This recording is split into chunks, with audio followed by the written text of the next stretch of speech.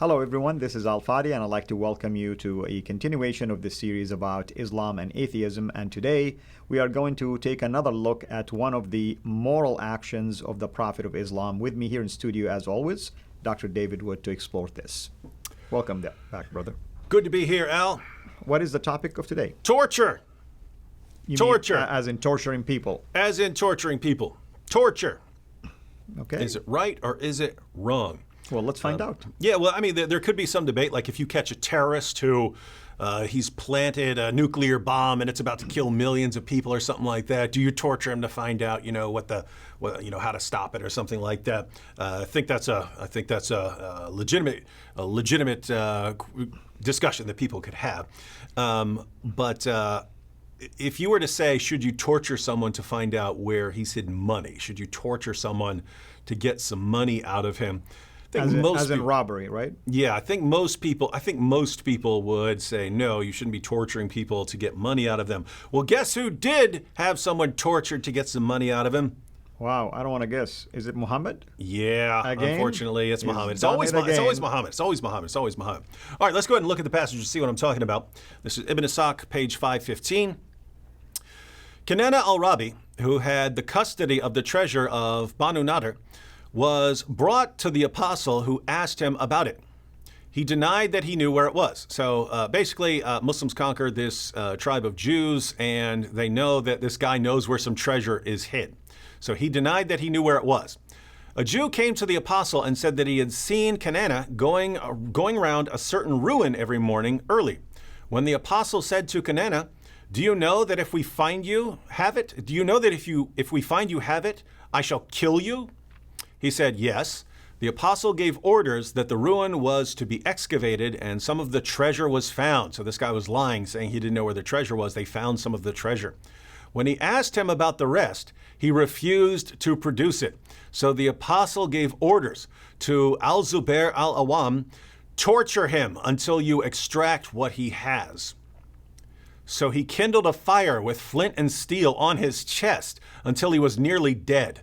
Then the apostle delivered him to Muhammad bin Maslama, and he struck off his head in revenge for his brother Mahmud, who had died. So this man, Kinana, knows where some treasure is hid, but he doesn't want to tell Muhammad. So Muhammad said, Muhammad does a little inquiry and finds out that this guy knows where some treasure is. They found some of the treasure. He wants to know where the rest of it is. The guy refuses to tell Muhammad where it is. Muhammad says, torture him until you find out where it is. Right. And then he has one of his followers light a fire on the man's chest until he's nearly dead, and then they chop his head off. And so basically, if someone believes it's wrong to torture someone for money, notice it again. This is a kind of robbery, right? I'm taking your possessions. I want to know where the money's at, and I'm going to torture you until you hand it over. If for some reason Muslims will look at that and say, "Oh no, it's perfectly justified." If they were to hear about this in some other situation, right? Like if they were to hear about the war in Iraq, and suppose some U.S. soldiers took over an area and found out that a Muslim knew where some treasure was hidden. If they held him down and lit a fire on him, it would be every Muslim in the world would condemn that. Every Muslim in the world would condemn that behavior, and yet that's what the perfect man, the ideal pattern of human conduct, that's what he was doing. So these are the kinds of things that many Muslims recognize, and they start seeing in their Muslim sources. They realize their leaders have been concealing all of this from them all their lives, and they come to find out the truth about Muhammad, and they reject Muhammad as a prophet because of the terrorism and the torture and the rape and all these things, and they just come and this is not from God, and they reject Islam. But some of those Muslims who leave Islam actually leave religion altogether. They abandon belief in the supernatural, abandon belief in God, abandon belief in miracles, and they just become atheists.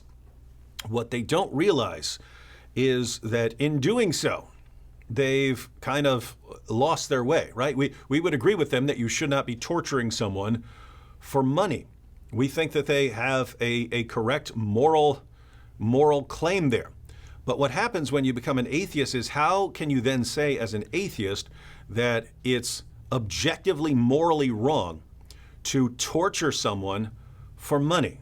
As we've seen over and over again, according to atheists like Richard Dawkins, human beings are machines for propagating DNA. Dawkins said this world has exactly the properties this universe has exactly the properties we would expect it to have if there is at bottom no good and no evil. So there is no good and no evil. It's just we think of things this way. We're machines for propagating DNA, and we're wired in a certain way to help our species along. But that doesn't have anything to do with real right and real wrong. So if you go to the time of Muhammad, he viewed it as perfectly normal and okay to torture someone for money. To extract money, basically, from them. If you, as an atheist today, believe that it's wrong and immoral, how do you say, on what basis do you say, me, in my culture, I'm correct, and Muhammad and his culture, they were wrong? On what basis do you say that? All you can say is, well, that's how I feel, or that's what my society teaches. You can't say it's objectively wrong without some basis for saying so. And so what we find, yet again, are atheists are leaving Islam based on objecting to the behavior of Muhammad and the things Muhammad did and becoming atheists. Muslims are doing this. They're leaving Islam and becoming atheists, not realizing that because in becoming atheists, they've lost any real foundation for saying that certain things are right and wrong, other than their own feelings or the way they happen to be wired, or their culture or their society. They don't have anything beyond that.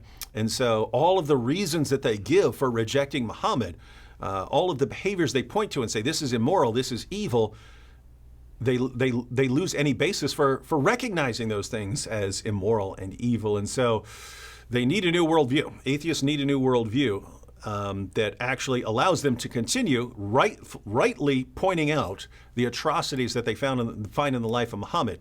So we need to help them along there. Absolutely. And of course, I hope the point is being made clear. You left a problem into another problem. You haven't solved the problem that you were troubled by.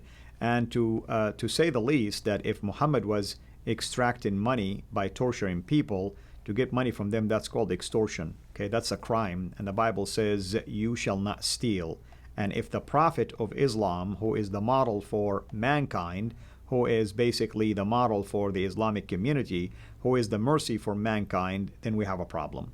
Meet us again next time as we explore yet another one of those moral dilemmas, and we use Muhammad, of course, as the perfect example for them. Thank you, and God bless. Thank you so much for taking the time to watch this video. We can't make these quality videos without the help of partners like you. So please consider becoming a Patreon supporter today at patreon.com/CIRA International. I want to make sure you always get notified when we release a new video. So please click the bell to be notified, and of course, make sure to subscribe to this channel. If this video was helpful to you, please click the thumbs up. Thank you.